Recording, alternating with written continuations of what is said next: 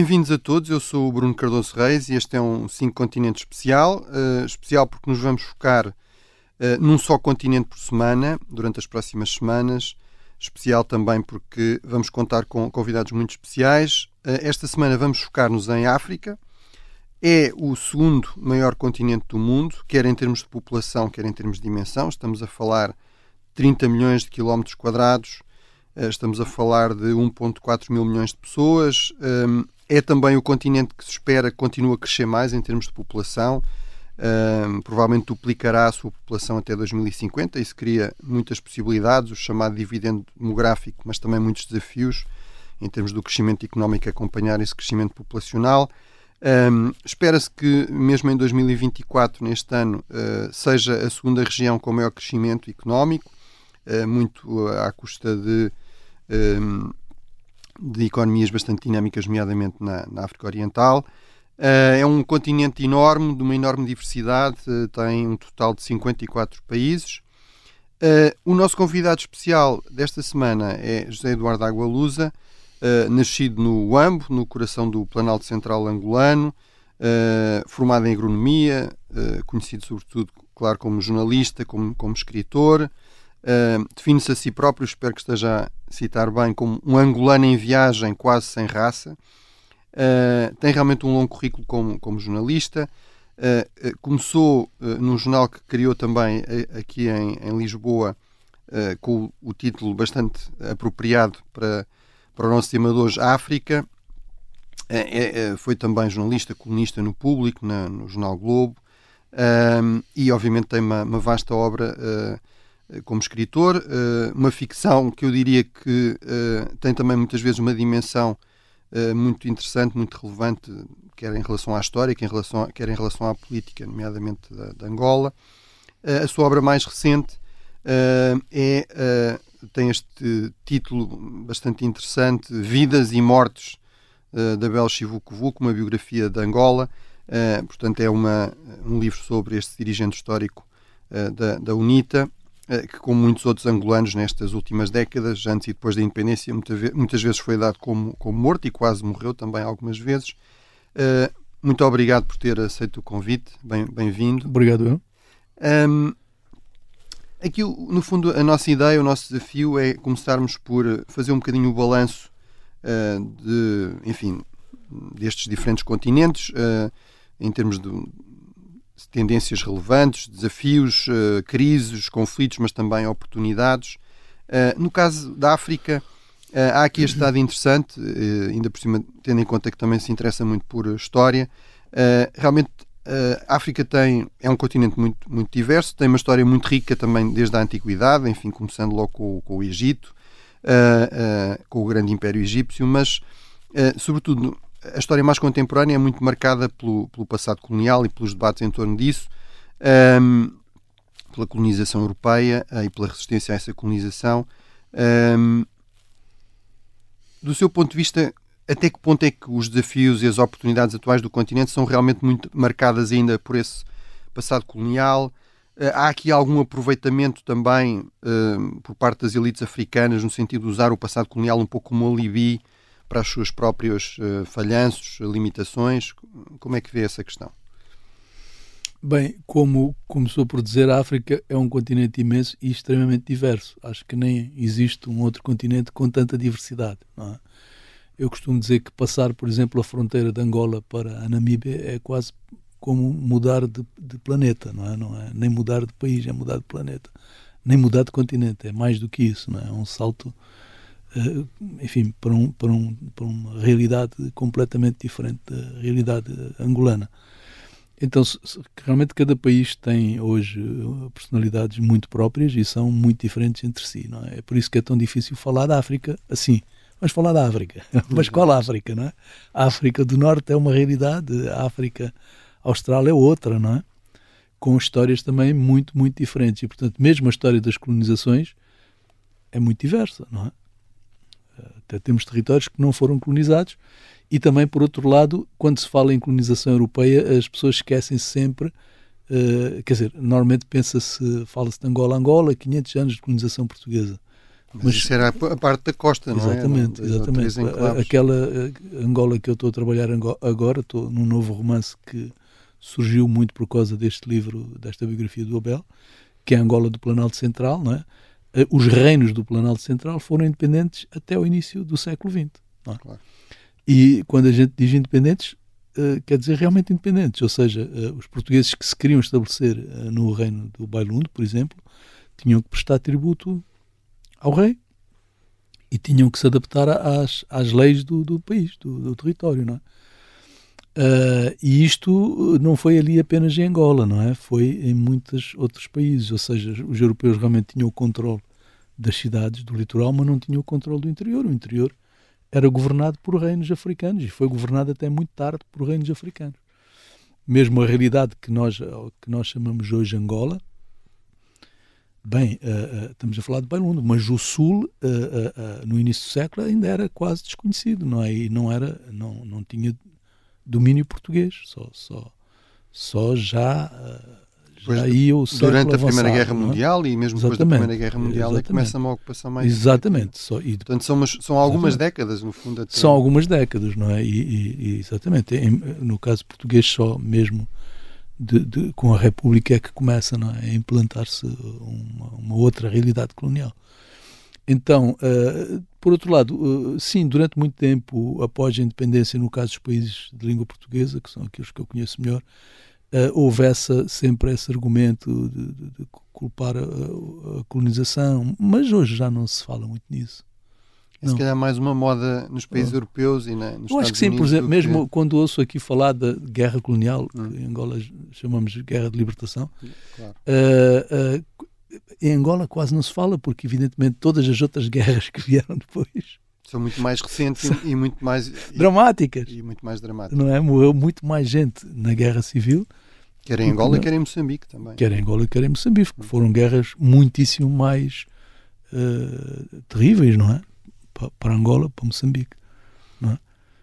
Depois tem estas coisas interessantes que também têm a ver com a formação dos exércitos, que é o caso de Angola, como o MPLA chegou à independência, foi o partido que tomou o poder, mas chegou à independência, tinha perdido os quadros intelectuais com a revolta ativa e tinha perdido as Forças Armadas com a revolta de Chipenda. Então o que o MPLA fez, antes de chegarem os cubanos, ou enquanto os cubanos chegavam, não é? Primeiro foi a regimentar o Lumpen, não é? Ali os bandidos dos moceques, e depois ficou com os oficiais que estavam no exército português, os oficiais angolanos que estavam no exército português, que eram muitos. A UNITA também tentou fazer isso, mas não teve tanta sorte, não é? E foram esses oficiais que no fundo tiveram na origem das Forças Armadas angolanas, não é? O que não aconteceu em Moçambique, e o que explica o facto do exército, das Forças Armadas angolanas, serem muito mais eficientes do que as Forças Armadas moçambicanas, que são muito frágeis, não é? Há muito esta discussão também, um pouco em torno disto, da ideia de fronteiras artificiais em África. Eu, no fundo, insisto sempre neste ponto, que é todas as fronteiras são artificiais, não é? Mesmo que estou cansado de dizer isso, sempre que me dizem isso, eu não tenho muita paciência, porque a verdade é que as fronteiras africanas são mais antigas e mais estáveis do que a generalidade das fronteiras europeias, não é? Se há continente no qual as fronteiras estão sempre a mudar, é na Europa. Sim, Portugal é excepcional. Portugal é um caso excepcional, e portanto os portugueses têm um bocado, exatamente, não têm muito essa percepção. Mas eu lembro-me uma vez de ter visitado, uma das vezes que fui à Croácia, e alguém me disse, olha, o meu avô teve 3 passaportes diferentes, porque já tinha sido, não me lembro, italiano, depois jugoslavo, depois croata, sem nunca ter saído da mesma aldeia. Exato. Sem nunca ter saído da mesma aldeia. Essa é uma... Isso vemos em toda a Europa, não é? Se há continente que tem clivagens étnicas, é o continente europeu, não é? Que tem partidos étnicos. Sim, a questão da construção dos Estados é sempre um processo, em termos históricos, foi sempre um processo com alguma violência, ainda mais Estados-nações, e a Europa não é uma exceção, pelo contrário, faz bastante parte dessa no regra. caso da África, o interessante é que já vão muitas gerações desde o estabelecimento das fronteiras. E, portanto, no caso que eu conheço melhor, não vou falar de todos os países, mas os casos que eu conheço melhor, concretamente Angola e Moçambique, e em particular Angola, essas fronteiras estão perfeitamente fixadas na cabeça das pessoas. Ninguém... Aliás, no conjunto do continente não há reivindicação de fronteiras, praticamente, né? São casos muito raros, no caso de lá em cima, no Corno da África, etc. Aquela divisão, a Somália tem algum... Mas são casos raros. Agora, ali na África Austral não existe isso, não é? Quer dizer, podemos considerar casos como Cabinda, que há essa reivindicação da independência, que cada vez também se está a esbater, não é? Mas não é uma fronteira, não é uma reivindicação de outro país sobre as fronteiras angolanas, não é assim? E a impressão que eu tenho é que isso está relativamente pacificado. Outra questão interessante no caso de Angola, em particular no caso de Angola, não é em todos os casos, mas no caso de Angola, é, por exemplo, a questão do voto étnico, que se falava muito no início, não é? Porque havia a questão da divisão étnica, porque o MPLA tinha como base Luanda e a UNITA estava baseada sobretudo entre os Jovimbundos. As últimas eleições a UNITA ganhou em Luanda, não é? A UNITA ganhou em Luanda oficialmente por 62%, portanto presume-se que tenha ganho por mais. E o MPLA ganhou no Bailundo. E ganhou no Bailundo sem contestação, ou seja, toda a gente aceita que o MPLA ganhou no Bailundo. E no Ambo. Então, quer dizer, onde é que está o voto étnico? Há muito esta discussão, e falamos agora também de eleições, e vai haver várias eleições, há várias eleições previstas para o próximo ano, estão previstas 12, pelo que eu estive a ver, algumas que já não se vão realizar porque são na zona do Sahel, onde houve golpes de Estado, mas em termos mais genéricos há muito também esta ideia, que também existia, diga-se, em relação a Portugal e do modo geral os países católicos, que não eram capazes de se organizar democraticamente, ter democracias pluralistas, etc. Agora, muitas vezes surge essa discussão em relação à África. Como é que vê essa questão? Há realmente aí um problema? É um problema, digamos, contingente? Há uma certa incompatibilidade?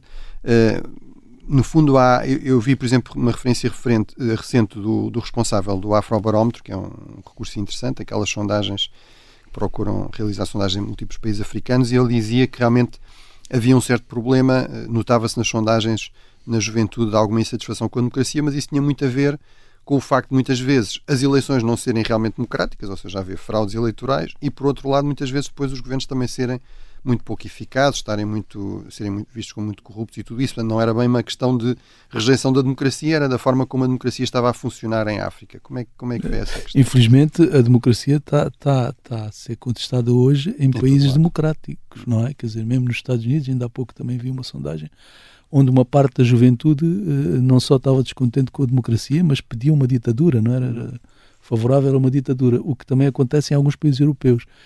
Então é uma desgraça que está a acontecer no mundo todo. Espero que seja apenas uma fase e depois sempre a história é assim, recua e depois volta a avançar. No caso da África, dos nossos países, é verdade que existe um descontentamento com a forma como as eleições têm sido feitas, não é? Que realmente não tem havido seriedade, não é? E portanto as pessoas muitas vezes sentem que estão a votar e que a sua vontade não vale nada, não é? Isso acontece em Angola, acontece também em Moçambique. Estas últimas eleições em Moçambique houve uma fraude descarada, quer dizer, a ponto que setores importantes dentro do partido no poder da Frelimo assumiram isso com grande descontentamento. Estou a pensar na família do primeiro presidente moçambicano, não é? Vários elementos da família Machel vieram a público com, aliás, muita coragem, de forma muito inteligente, contestando o roubo eleitoral. E, portanto, evidentemente as pessoas sentem-se descontentes com essa situação. Isso também acontece em Angola, não é? Muito. Mas, ao mesmo tempo, o que temos visto durante todos estes anos é que existe um grande civismo. As pessoas participam nas eleições de forma organizada, cívica, não é? E, não obstante esta série de fraudes, continuam a participar, não é? Então, eu acho que o problema de facto tem a ver com a organização, com o facto dos nossos países, em particular Angola e também Moçambique, o partido no poder os partidos estão lá há muito tempo, não é? Há demasiado tempo, e portanto o Estado confunde-se com o partido. Não é? E esses partidos têm o controle, infelizmente, de todo o mecanismo eleitoral, não é?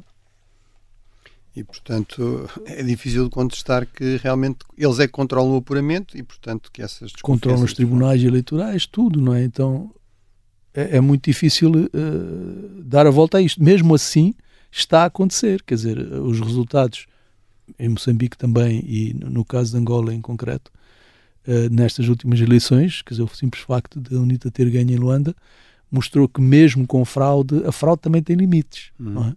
E, portanto, hoje nas grandes cidades é mais difícil fazer fraude.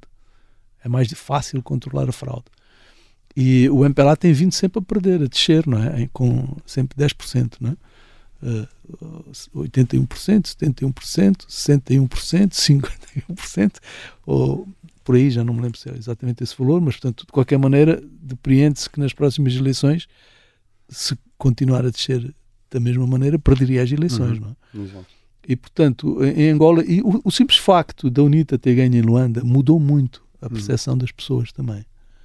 Então, hoje em Luanda, a percepção é completamente distinta, quer dizer, anda-se por Luanda e a sensação que se tem é que realmente o MPLA está em minoria, não é? Não, se alguém tem medo hoje de se expressar, são os dirigentes do MPLA, são os militantes do MPLA, não é o povo. Em termos mais amplos, no fundo, realmente há regiões muito diferentes em África. A questão dos golpes de Estado tem-se colocado sobretudo na zona do Sahel, da África Ocidental. Do seu ponto de vista, isso é uma tendência que se pode alargar, até por causa destas insatisfações? Tenderá a ficar limitada àquela zona? Ou seja, um dos resultados possíveis desta insatisfação, no fundo, e isso é algo que nós estudamos em relação aos golpes de Estado. Um golpe de Estado militar não acontece só porque os militares se lembram de dar um golpe, geralmente é porque há divisões na elite política, há um impasse até do sistema político e muitas vezes uma situação económica também difícil. Isso é um risco que se coloca noutras zonas da África, por exemplo, mais nesta zona também da África Austral. E tem havido também a interferência de outros países, não é? Claro. No caso da África, eu acho que cada país, lá está, cada país é um caso, não é? Mesmo na África Austral. A situação de Angola é muito diversa da de Moçambique. Não? Vamos falar dos países que eu conheço melhor. Logo, as Forças Armadas angolanas têm uma relativa independência, bastante independência até. Tem a ver com o processo de formação das Forças Armadas, tem a ver com a integração dos militares da UNITA, depois do fim da guerra, que de facto aconteceu de forma, vamos dizer, exemplar, e isso faz com que hoje as Forças Armadas angolanas sejam largamente independentes, não é? Aliás, é muito curioso que nestas últimas eleições, mesmo no Palácio Presidencial, a UNITA ganhou. Portanto, a Guarda Presidencial votou na UNITA, não é? E a situação é muito diferente em Moçambique, onde existem hoje duas presenças armadas, não é? Os ruandeses estão lá e os sul-africanos também, não é? Na zona do norte de Cabo Na Delgado. zona do norte, portanto, porque o exército moçambicano não consegue conter aquele problema. Então isso é uma situação perigosíssima, não é? Um país que tem uma força armada estrangeira, ainda por cima os ruandeses, que são de facto extremamente eficazes, é preocupante, não é? É muito preocupante. Então vamos dizer que eu não considero que Angola tenha, por exemplo, em Angola haja a possibilidade de haver um golpe de Estado. É difícil isso acontecer. Porque as Forças Armadas são relativamente independentes, a polícia não. Partidárias, não. Partidárias, não é? Em Moçambique a situação é um pouco mais preocupante. Também não me parece que possa haver um golpe de Estado, mas a situação a todos os níveis é mais preocupante. Eu estou bastante mais otimista em relação a Angola. Não é? Também acho que em Angola existe algo que me parece importantíssimo na democracia, que é a qualidade da oposição e a força da oposição. Hoje Angola tem uma oposição forte, unida e de grande qualidade. Com bons quadros. Com bons quadros. Isso força o próprio governo, ou o partido no poder, a tentar adaptar-se. Portanto, também atrair outros quadros, etc. Ou seja, e força também, há aqui uma dinâmica de democratização. Não é? Em Moçambique não é isso que acontece. Não é? Moçambique tem uma oposição muito frágil, e ainda por cima tem divisões também grandes, porque a divisão religiosa, por exemplo, que Angola não tem, não é? O país está entre os muçulmanos está dividido ao meio entre muçulmanos e cristãos, não é? Então Moçambique tem uma série de fraturas, além da debilidade das Forças Armadas, etc., que são preocupantes. Eu tinha aqui outros pontos, mas em relação a Moçambique, esta questão de Cabo Delgado, enfim, da ameaça jihadista em Cabo Delgado, que surgiu entrando na conversa. Como é que vê isso? Parece-lhe que está relativamente controlado? É algo que pode a qualquer momento... Controlado não está, porque, quer dizer, foi controlado pelas Forças Armadas ruandesas e não é uma coisa isso transparente. Não é sustentável. Primeiro, não é sustentável. Segundo, não sabemos nem as condições, porque todo este processo não foi transparente, não é? É uma zona muito remota do norte. É uma zona muito remota, quer dizer, a única coisa que nós temos a certeza é que aquela situação teve a ver com a ausência de Estado, o vazio, não é? Tudo aquilo surgiu porque durante décadas o Estado não se fez presente. Então havia ali um pouco de tudo, desde a exploração ilegal de pedras semipreciosas até tráfico de droga, não é? Passagem, não há isso toda a gente sabe. Na zona de fronteira com a Tanzânia, não é? E parece que os barcos chegavam ali, era uma rota de passagem, não é? De droga que vinha de cima, não é? E isso continua. Não é? Não se sabe até que ponto vai na estrutura do Estado. Sabe-se que há conivências, não é? E, portanto, há muitos interesses ali. Não é só o gás natural. Havia já outros interesses antes que foram atingidos. E depois tem a coisa realmente da radicalização islâmica, não é? Quer dizer, também se sabe isto é uma coisa que se sabe. Nós na ilha percebemos isso, não é? Durante anos e anos e anos, na ilha de Moçambique, durante anos e anos e anos, a Arábia Saudita andou a pagar jovens bolsas, não é? E ali mesmo na ilha vemos isso, porque os jovens não têm grande perspectiva, ou não têm perspectiva nenhuma, não é? E, portanto, querem estudar, não têm para onde, não têm como. A Arábia Saudita oferece bolsas de quê? De teologia islâmica. E na versão mais fundamentalista do... Pois, claro, porque o Islão ali em Moçambique, eu não posso falar de Moçambique todo, vamos mais uma vez falar de onde eu conheço, que é a ilha de Moçambique, onde eu vivo, é um Islão africano, não é? Totalmente africanizado. Muito tolerante, sincrético. Extremamente tolerante, não é? Sincrético e extremamente tolerante. E, portanto, o que estamos a assistir hoje é um confronto entre a juventude, as novas gerações, que foram muito catequizadas por esse Islão radical, e os mais velhos. Não é? É muito interessante, porque os mais velhos são os liberais, não é? Em termos de costumes, de tudo, e esta juventude é que é uma juventude mais conservadora. Realmente um aspecto interessante é esta questão de que um fator aqui importante são influências externas, é esta questão, por exemplo, de bolsas muito generosas da Arábia Saudita na ausência de alternativas para os jovens muçulmanos daquela região, que depois voltam com um modelo de Islão fundamentalista estranho ao que é tradicional ali. Mas no fundo, também há aqui críticas, por exemplo, a esta ideia do desenvolvimento, da ajuda, da cooperação, seja da Europa, seja dos Estados Unidos, seja mesmo Portugal. Mas, no fundo, uma questão evidente seria, bem, se calhar se eles recebessem bolsas para vir estudar para Lisboa ou para Nova Iorque, preferiam ir estudar para Riad. Mas há espaço para isso? Seria importante avançar mais nessa dimensão, por exemplo, educativa, cultural. Em termos do tipo de ajuda e de cooperação que é feita, há coisas a melhorar, há críticas que se podem fazer de excesso de paternalismo, de às vezes serem um pouco contraproducentes em termos de criar dependências, competir até com a economia real. No fundo, qual é a sua visão desse debate? Ali na ilha de Moçambique, concretamente, a ilha é tradicionalmente um território de abertura ao outro, de integração, de convívio entre religiões, desde sempre, não é? Portanto, vamos encontrar ali igrejas católicas, ao lado de mesquitas, ao lado de templos hindus, não é? E ainda por cima, não é só ali, quer dizer, ali toda aquela área, as mulheres têm um poder enorme, são sociedades matriarcais. Eu lembro-me de um livro recente que uma fotógrafa zimbabuana que vivia na ilha, a Moira Forjás, publicou sobre as mulheres, de fotografias sobre mulheres da ilha, mas depois com a história de cada mulher, e é divertidíssimo, porque algumas delas são senhoras muito velhas, que viveram na época colonial, e mesmo tudo que elas contam sobre a época colonial desmonta todas as ideias feitas que nós temos sobre o colonialismo, sobre o sistema patriarcal, sobre o poder colonial. Exatamente. Porque aquelas mulheres, elas punham e dispunham, elas escolhiam os maridos, fossem europeus ou africanos, e depois, quando estavam cansados desses maridos, arranjavam namorados. E, portanto, é de facto uma sociedade completamente não machista, vamos dizer assim, e que não tem nada a ver com este Islão radical, não é?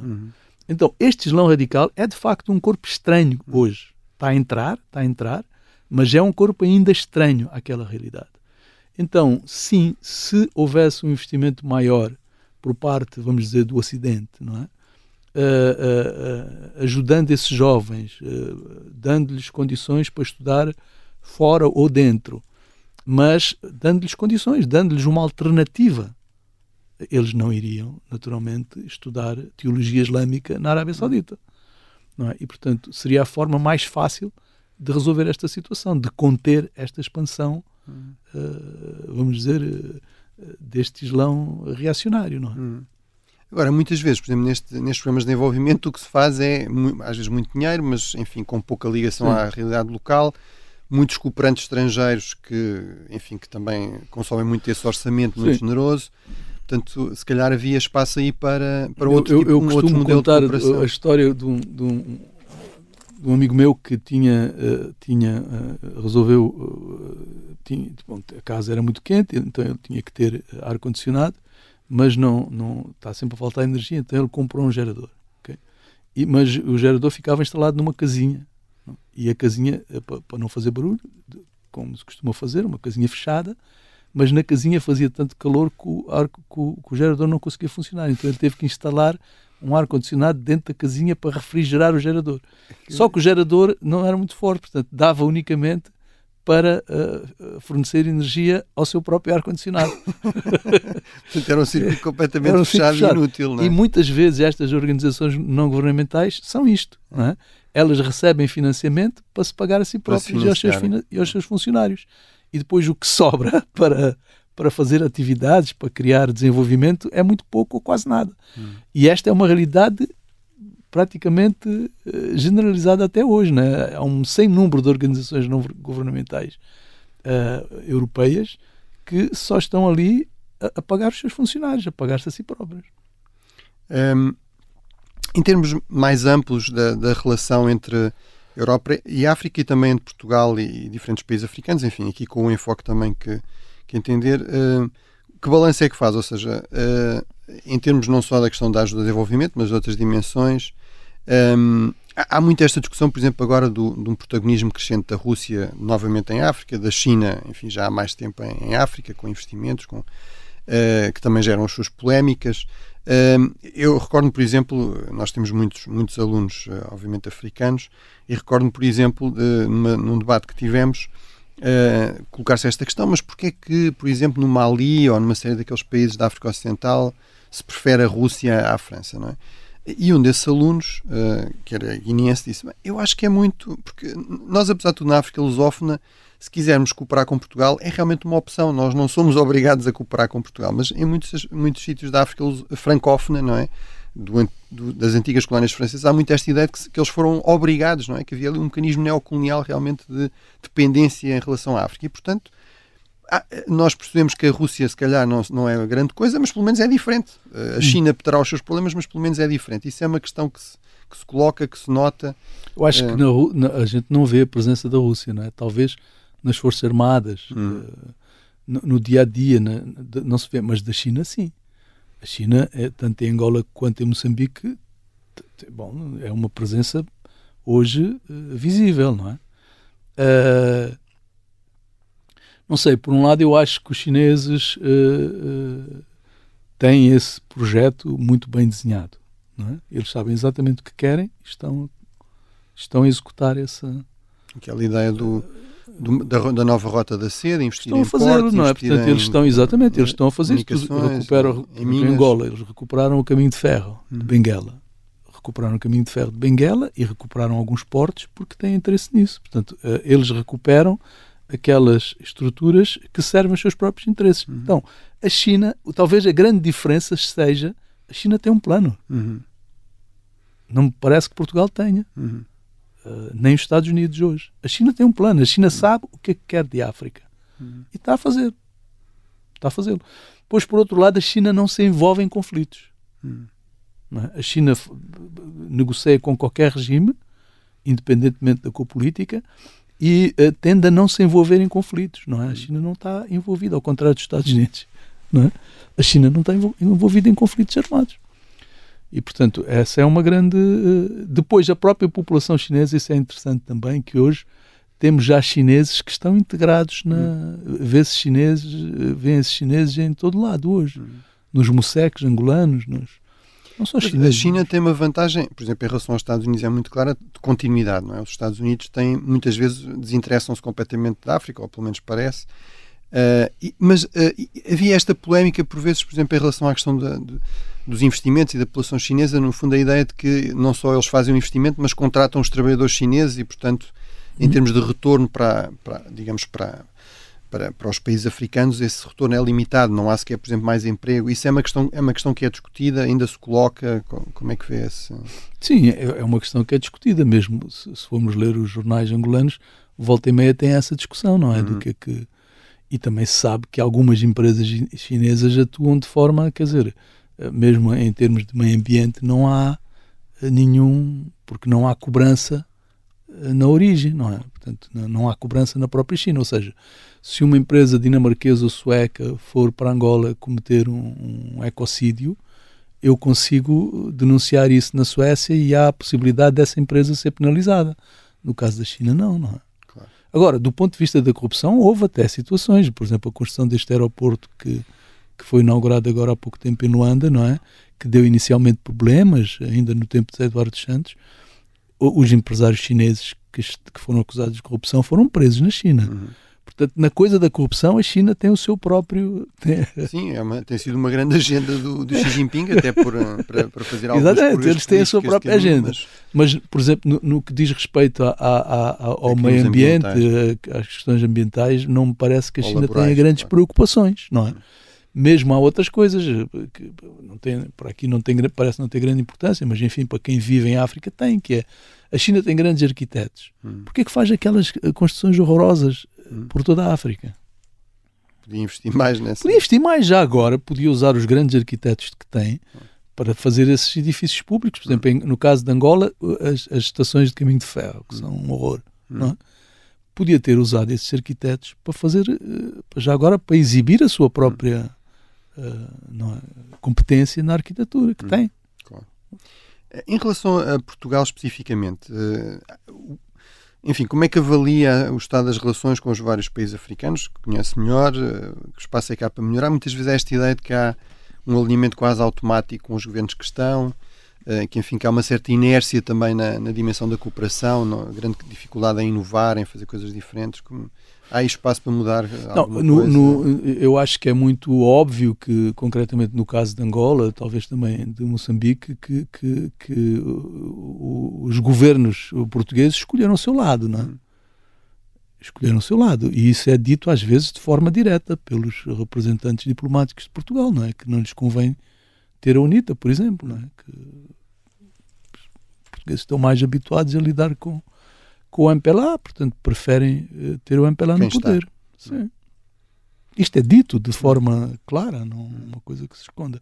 Eu acho que no caso de Angola, com esta situação que de facto agora se está a alterar, também essa posição se está a alterar. Quer dizer, pela primeira vez vemos que Portugal começa a tentar aproximar-se da oposição. Não é? Mas isso também não coloca alguns problemas, ou seja, há sempre este argumento que pode ser usado, não é? O colonizador, não é? E, portanto, imiscuir-se na política interna, mesmo em relação à oposição, ser um pouco usado esse argumento, não é? Que afinal estão a alinhar com o colonizador. Isso tem alguma pertinência? Existe realmente esse tipo de argumento ou não? De que, por exemplo, a oposição acusaria o MPLA não se fala muito nisso, não. Não é uma questão que se coloca. Não. Em relação à África, muitas vezes há esta questão a ideia de que é um continente em crise, com muitos conflitos. Nós fomos insistindo sempre nesse ponto, que é um continente muito diverso, tem também casos de algum sucesso. Por exemplo, nos países lusófonos temos uma democracia consolidada, que é Cabo Verde. É um país que tem, em termos dos seus escassos recursos, um nível de desenvolvimento relativamente razoável. Mas há aí outras boas notícias. No fundo, tem também esta ideia de que, enfim, de modo geral, é esta expressão, as más notícias é que são notícias, não é? Mas há realmente também boas notícias em África nos últimos anos e isso muitas vezes não aparece tanto como devia. Que impressão é que tem em relação a isso? Bem, normalmente é isso mesmo. Não se fala dos países que têm sucesso, não é? Quer dizer, vamos dizer, a Maurícia ou Cabo Verde, não é?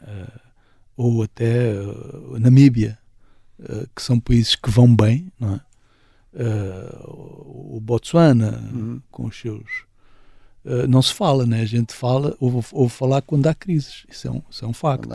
Golpes, quando há guerras. Exatamente, quando há problemas. Então, os casos de sucesso... Vou-lhe dar até um exemplo curioso. Ninguém fala da questão do Covid em África. Não se fala. Ora bem, quando a gente vê os números, teria que reconhecer, e teria que ser estudado, que a África foi um caso de sucesso no combate ao Covid. Foi o continente com menos casos. Ou seja, em Angola teve 2.000 mortos. Em Moçambique, mais ou menos isso. Na Nigéria, com uma população equivalente à população brasileira, creio que ultrapassou aqui a 5.000, pouco mais, não é? No Brasil foram 700.000, salvo erro, não é? Portanto, é uma disparidade de números de tal ordem que pelo menos merecia uma explicação, não é? Que alguém se debruçasse e tentasse explicar, olha, no caso da África foi um sucesso por isto, por aquilo, por aquele outro, ou não foi um sucesso, toda a gente foi infectada, mas as pessoas não morreram. Não sei. Eu queria uma explicação. Queria que alguém me explicasse. Até porque no início, quando o Covid surgiu, o que se dizia em África vai ser uma desgraça. Vai morrer toda a gente. Exato. Não era? Era isso que se dizia, vai morrer toda a gente. E depois não morreu ninguém. Até me lembro que no caso de Angola, o governo até correu à frente a tentar organizar hospitais, etc. E depois não morreu ninguém, não é? Quer dizer, então, até isso, por exemplo, portanto, quando a África tem sucesso em alguma coisa, não se fala. Não é?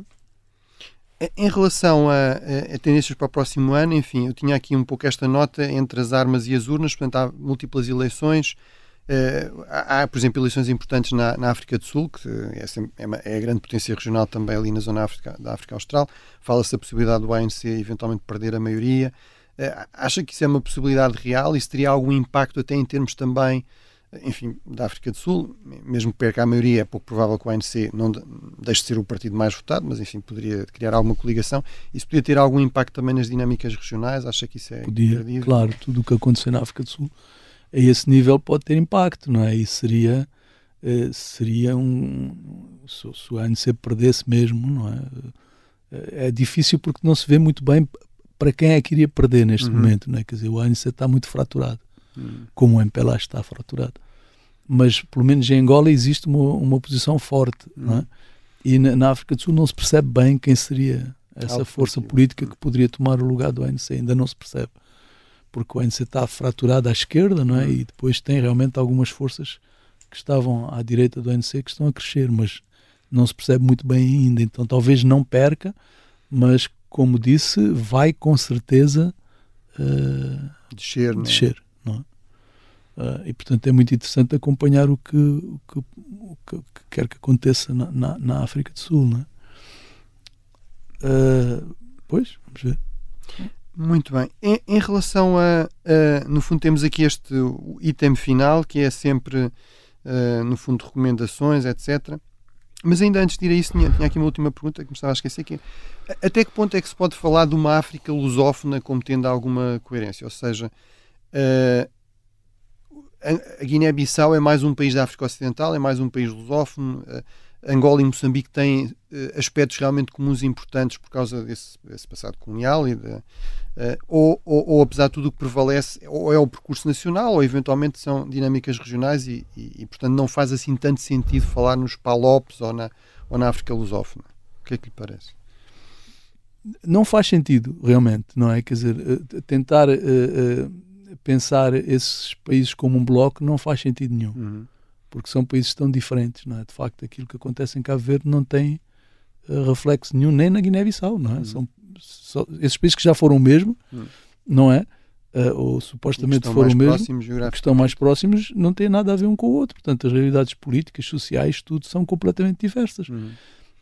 São Tomé é outro caso, não é? São Tomé, também ninguém fala de São Tomé, mas é um outro caso. Portanto, cada um destes países tem uma identidade própria tão diversificada, né? tão diferente, que não é difícil. A gente quer juntá-los ali, mas não faz sentido nenhum, não é? Desse ponto de vista. Muito bem.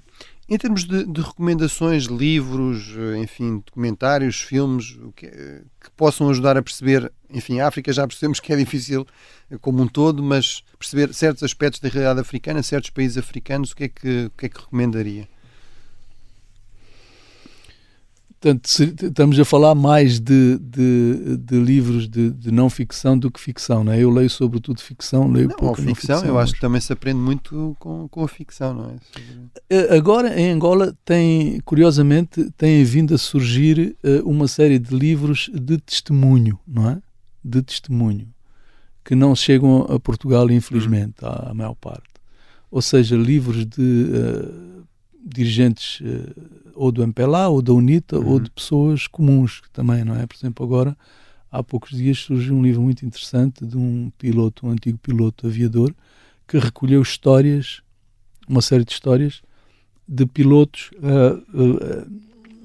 durante a Guerra Civil. Não se fala disto, de pilotos de avião e de helicóptero. E eu fiquei, por exemplo, surpreendido com a quantidade de aviões que foram derrubados durante a guerra. É um número impressionante. Então, a história da Guerra Civil que está por escrever em Angola, de facto, a grande história, pelo menos começam a aparecer elementos para quem quiser amanhã escrever essa história, já os possa utilizar. Não é? Isso é interessante. Estou a falar aqui do caso de Angola, mas é muito importante, quer dizer, porque nunca mesmo a Guerra Civil nem na ficção está. Na própria ficção quase não há livros sobre a Guerra Civil. A guerra talvez mais coisas sobre um rumor a Guerra da Independência, a Guerra da Libertação, do que sobre a Guerra Civil. Não, nem uma coisa nem outra. Mesmo aí é pouco. Não. Há no passado alguma coisa. Pepe Tela e coisas assim. Pepe Tela muito pouco, mas tem, mesmo a Guerra Colonial tem alguma coisa, né? E depois disso, da Guerra Civil, desde o Sousa Jamba, com Patriotas, que não há nada de consistente, não é? Então, nem na ficção, nem na não ficção não existe também o grande livro, vamos dizer, na ficção, o grande livro da Guerra Civil não existe. E também em Moçambique não existe, porque mesmo em Moçambique o MIA tem a maior parte, como em Angola, a maior parte dos livros tem a guerra ali, como lá atrás, não é? Como um rumor distante, não é? Mas não é o tema. Mas não é um tema principal. E na não ficção, quer dizer, alguém que se tenha debruçado, feito uma... Ainda não houve. Mas começa a haver elementos nos dois países, portanto começam a surgir livros que pelo menos dão testemunho de fases da guerra. Muito bem. Eu vou recomendar o último livro do José Eduardo Agualusa, Vidas e Mortes de Abel Chivucovuc. Acho que para quem tem interesse pela história recente, e nomeadamente pela Guerra Civil, é realmente uma obra bastante interessante. Acho que também sobre Angola há um livro muito interessante, já com alguns anos, mas continua muito atual, aliás, do amigo comum, do sim. Ricardo Soares de Oliveira, sim. Angola Magnífica e Miserável, que acho que é uma obra sem dúvida, muito bem escrita e muito bem investigada, muito interessante. Sem dúvida. E há um livro recente que eu confesso que ainda não acabei de ler, mas que pega muito neste tema da diversidade africana, do Dipo Following. Africa is not a country, notes on a bright continent, não é? Portanto, a África não é um país, não é? Não sei se aqui a mensagem, parece-me que a mensagem é um bocadinho dirigida muito também aos americanos, não é? Que têm quase esta ideia de, bem, se há afro-americanos é porque a África se calhar é um país, como há os portugueses americanos ou os italo-americanos, e está muito longe de ser o caso. Muito bem, muito obrigado, José Eduardo Agualusa, por partilhar aqui as suas impressões sobre este continente tão rico, tão diverso, e em particular sobre a África lusófona. Boa viagem até Moçambique, penso que irá viajar amanhã, e mais uma vez muito obrigado. Foi uma ótima conversa. Obrigado.